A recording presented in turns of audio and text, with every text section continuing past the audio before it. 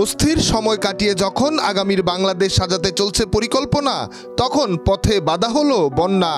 কুমিল্লা, ফেনী, নোয়াখালী, খাগড়াছড়িতে বন্যা হলেও সেই বন্যার জল গায়ে লেগেছে পুরো বাংলাদেশের। আর সেই জল গায়ে লাগার প্রমাণ পাওয়া যায় ঢাকা বিশ্ববিদ্যালয়ের টিএসসিতে। কেবল কি টিএসসি না, যে যেখান থেকে পারছে সবাই নেমে যাচ্ছে জলের ভেজা মুছতে, ঘুরে দাঁড়াতে।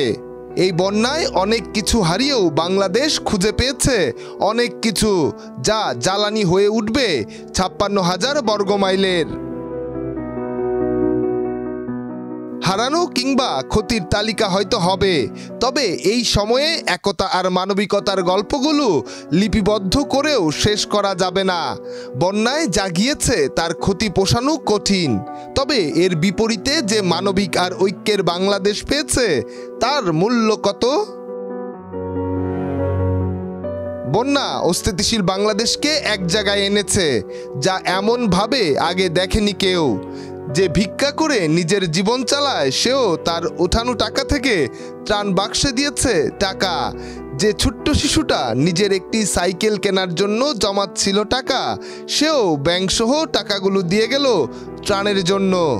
অনেকে যাদের হেয় করে হিজড়া বলে, তারাও মানবিকতার সর্বোচ্চ বার্তা দিয়েছে এই সময়ে। তারা বলেছেন, এটাই আমার বাংলাদেশ, আমরা সকলে মিলেই বাংলাদেশ। সংকট ও বিপদে মানুষ এক হয়, আর সেই ঘটনা প্রত্যক্ষ করল বাংলাদেশ।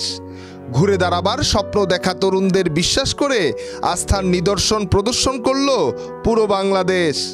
আর সেই প্রদর্শনীতে গল্পটা ছিল, আমরা হারিয়েছি, হারাচ্ছি, তবে আমরা আমাদের বাংলাদেশটাকে আমাদের করে ফেরত পাচ্ছি। নিহার সরকার, অঙ্কুর, দেশ রূপান্তর।